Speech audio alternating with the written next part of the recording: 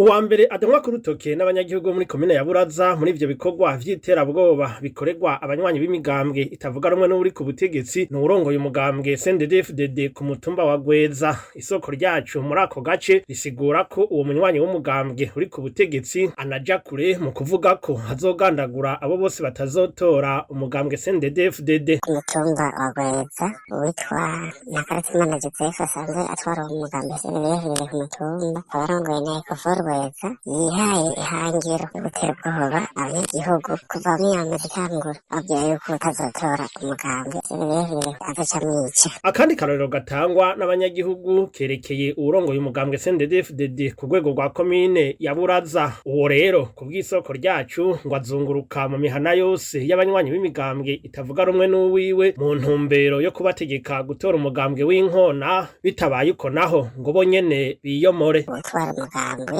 muri komine 𝐤𝐮𝐰𝐻𝐼 akaba n'icegera c'utwara umugambwe muri komine ya Rutekeshubu, nawe nyene aguma aca ku mihana y'inyankamugayo canke y'abaelektroniste, abantu bose batazi ko bazobatora akababwira ngo bamuhe amakarata y'itora ngo bazobatorere, ababwira yuko batabatoye baca bamenya iyo baja. Akunda kuvuga ngo bazoce baja imongori, aho imongori rero so ntaho tuzi. Abo banyagihugu bo muri komine ya Buraza basaba ko ivyo bikorwa vy'iterabwoba vyohagarara, ababikora nabo ngo bakabibazwa. Umushikiranganje w'intwaro hagati mu gihugu nico yaravuze yuko ngo uzokwaka ikarata umuntu ugaca babimenyesha. Bonde Ijamari ni umuntu avuga mu manyanga menshi, yarakuwe mu mabanga y'ubudeferi ariko ntibamufunze. Turashaka yuko ibintu bihagarara, bibaye ngombwa abibazwe. Kuri ivyo mu ruganda rwa radio RPA ntitwashoboye kuronka Joseph Ntakarutimana arongoye umugambwe CNDD-FDD ku mutumba wa Gweza, co kimwe na Jean Marie Ndayahoze aramutswe umugambwe nyene muri komine ya Buraza kugira ngo twumve ico babivugako.